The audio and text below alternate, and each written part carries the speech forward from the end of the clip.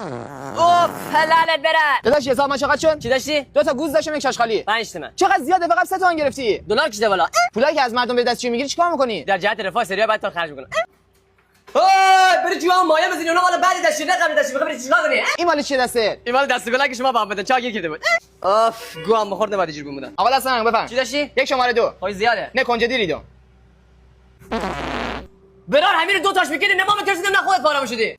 بیا بیرون دیگه چله قطوش کاو گیام بیا بیرون. آقا شما نرو تو جون ما. بره چی داشت؟ تو با هیکل بیری چای ما پر میشه.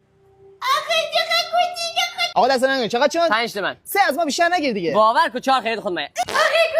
آقا چقدر شد؟ تو با هیکل ریشه فرش در یک روز زنگ توالت ترک کنه آخه بیپ یا وره چی نشد.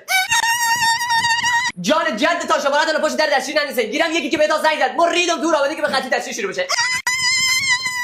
داداش این نفر قبلی ریده آب نریخته بیا بوشور. اوناش دیگه ما رفتیم رو خودت حلش کن. به در دیوار نبالی. ما اگه نباشیم شب میان شیرار میبرن. بروسلی هم چی تعادل نداشت. بیا داداش دست در نکنه. پر روزی بشه. وایس داداش بذار برو جون مادر من خیلی عجله نه نمیخوام. میریزه الان. هرچی بهت بگم بدی بری تو بیا بیرون پول یک چوس هم نمیده. ما اینجا حساب دفتری نداریم. آقا قطعه. برق رفته.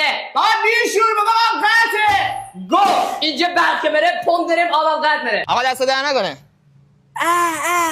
اینا چیه؟ به من چه برق رفته بود من از حفظ ریدم. همچی افزیات تا خوب نیست برار.